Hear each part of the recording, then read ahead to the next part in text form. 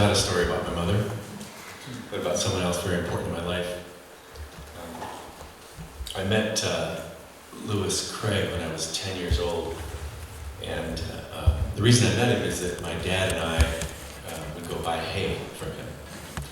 I grew up on a little farm, and we had 1 and then 2 and then 3 and then 4 and then 5 ponies. And we didn't have very much money. We raised some of our own meat, but ponies were a complete luxury. And my dad liked to say, either ride them or I'm going to sell them. And he meant it. So my brothers and I, we rode them a lot, played with them, because I didn't want to lose them. And that was kind of where I got this love for horses. So we were kind of scurry around, we'd try to find some place to buy hay where we could afford it. Had to borrow a truck to go get it. And one of our neighbors told us about Mr. Craig. He lived about 10 miles away.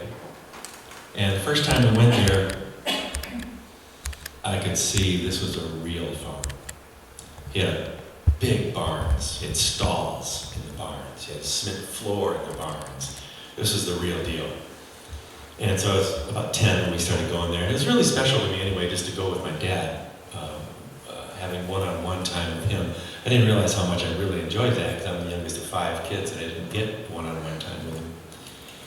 But stacking hay on a truck was pretty interesting to me. It's kind of exciting to be able to rope it down, use the geometry of roping, how to tie it down so that none of the hay would be lost on the way home, about 10 miles. And one day, we were leaving the kitchen, and Mrs. Craig, so I never called Lewis Craig Lewis, I always called him Mr. Craig. She took me by the arm and she said, if they don't treat you right at home, you come and be my boy. And I never felt as loved as I did at that moment. So we were buying hay from him every few months. And I was about 11 years old, and I asked my dad, I said, you think Mr. Craig would give me a job? Because I didn't really know what that meant, to get a job. I just wanted to be there, because it was such a special place to me. He said, I don't know, ask him. My dad never gave me answers. He just gave me ways to find out the answers.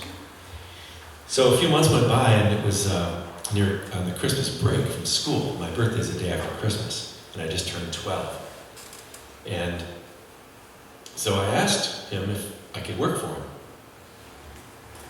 I was pretty disappointed when he said, no, I don't have enough work for 2 men.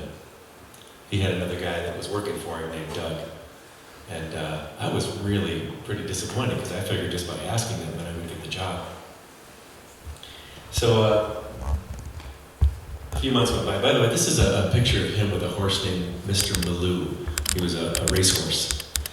And that's what Mr. Craig had at his farm. He had retired harness racehorses. He had a racing business. And so Mr. Craig's wife was named Mildred, his name being Lou. That was Mr. Malou. And the name of the farm was Malou Farms. And so, like I said, I was pretty disappointed that I didn't get a job with him. But we still went over and got hay, and I still loved going there. There was a great big hay mow, probably twice as big as this building. The hay mow was that big. And I just loved doing it, going there and seeing Mr. Craig and Mrs. Craig and with my dad. So we were coming down to the end of 6th grade, the last night of school, and that night phone rang when the phone hung on the wall. And my dad answered the phone. I thought that was kind of odd, because he never answered the phone. My mom always answered the phone. And he said, Michael, it's for you, which really kind of surprised me also. And it was Mr. Craig. And he said, Mike, Doug decided he needed to move on. I wonder if you could come work for me. Could you start tomorrow? Could you be here at 7:30? Sure, yeah. 7:30 was not that early to me. We were always up early anyway. My mom used to say, what are you going to do, sleep the day away? At 7 a.m. So I said, sure, yeah, I'd love to. And I hung up the phone, and my dad said, how are you going to get there? I hadn't thought about that. And this little town of Moorville is just a little crossroads. It's out west of Milan. And my dad said, I can get you to downtown Moorville, but I got to be to work in Ann Arbor by 8 o'clock. He drove a Sears van. He was a Sears repairman. He said, I can put your bike in my van. You got to pedal the rest of the way out to the farm. So I did. About 7:10 the next morning, he dropped me off, unloading my bicycle, my little 20-inch Spider bike. And I started riding out to the farm. And about a mile out, the road turns to gravel, and up in front of me were these big green roofed barns that I could see a half a mile away. And if you'd have told me I was going to Disneyland, I would not have been more excited. I was just thrilled to go out there. And so I go there, and I work 7 days a week, every day of the week, all summer. And at the end of the first day, Mr. Craig said, well, I can pay you $5 a day. I didn't know that I was going to get paid. I didn't know that jobs paid money. I didn't have that kind of thing. But I did the math pretty quick. $35 a week, and I was rich. But that's another story about what I did with that money. So I would go over to the house, and the first thing when I got there, and then Mr. Craig and I would walk across the road to the barns, little dirt road, like I said. And he was in a lot of pain. I didn't really recognize this till years later. He had arthritis, very bad. And at that time, I thought of him as an old man. He was in his 60s at that time. And so he walked really slow, walked with a cane. And so we'd go over, and he'd show me how to set up the feed. We used coffee cans, he'd mix up the feed for different horses. There were 9 of them at that time. And then we'd take the shopping cart, and we'd go down the aisle of the barn, I'd feed the horses. And then my job was also to, after we fed the horses, take them out to different paddocks, turn them out to different pastures, and then clean all the stalls. A lot of people think cleaning stalls is work. I have always loved it. It's just something I find enjoyable. I got to drive the tractor also, and then go spread the manure. This is one of my jobs. And then one of the horses, Mr. Blaze, so there was Mr. Baloo, and there was Mr. Blaze. He was a stallion. And I had to take him out of his stall at the back of the barn, walk down the aisle of the barn, up the long driveway, along another barn along the road, and then put him in his paddock. And every time we got out near the road, he started getting antsy and jumpy. And I was really getting afraid. And I didn't ever want to show to Mr. Craig that I was afraid of anything. And he was such a kind and wise man. And he said one day, Mike, horses' eyes are funny. Whenever he would say something like that, he'd get my attention. And he said, Mr. Blaze, he sees you like you see him. Mr. Blaze thinks I'm 20 feet tall. Yeah, it's like that. Horses' eyes work like that. They see you, and they think that you're that much bigger than they are. I didn't have any reason to question Mr. Craig. He was kind all the time with me. And so, never had a problem with that horse anymore. Because I figured, he thinks I'm 20 feet tall. I've got no problem with this horse, and I never did. He had this way about him. He showed me everything, how to do everything with colts, with other horses, how to handle them, how to clean their feet, how to trim their feet, and harness them up and everything. And I made a lot of mistakes. And he would say, that's okay, dear.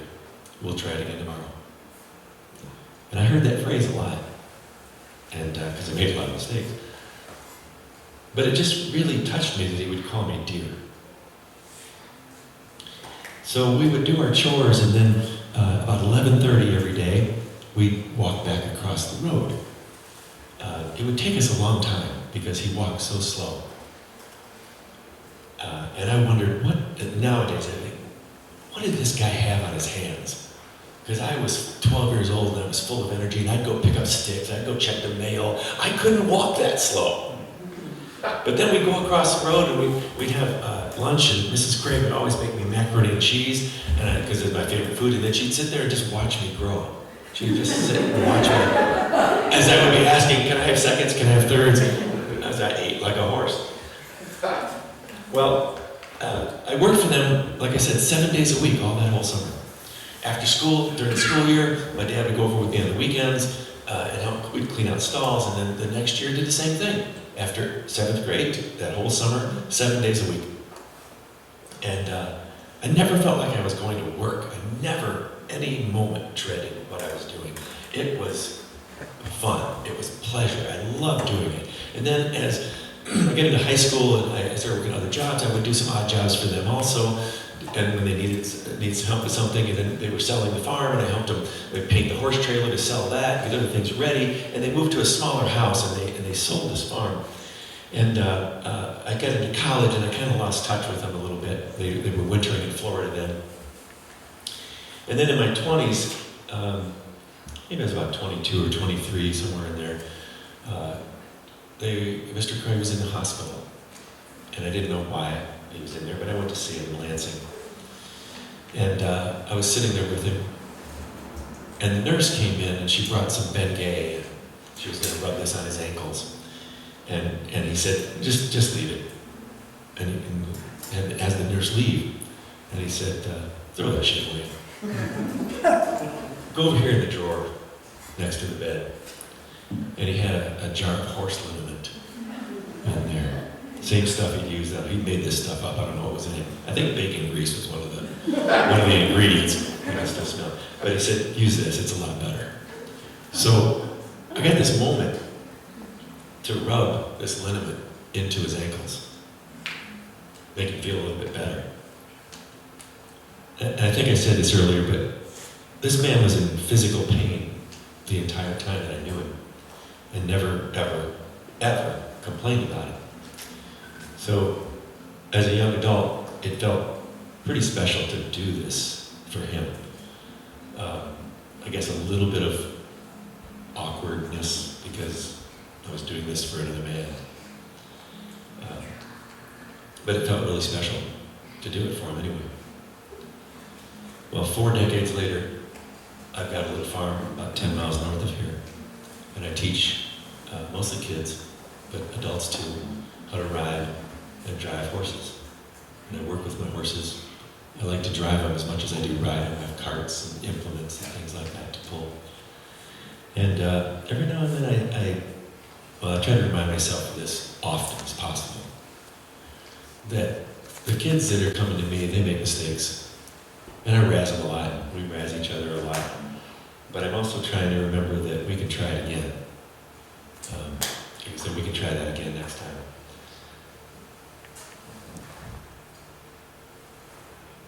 I think I was about 14 in this picture.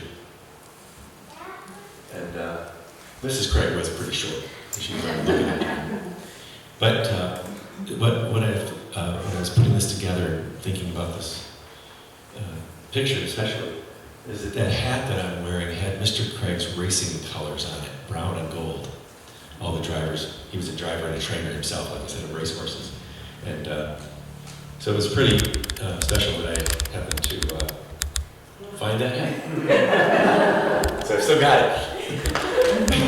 I don't wear it. It's a little too small for me now.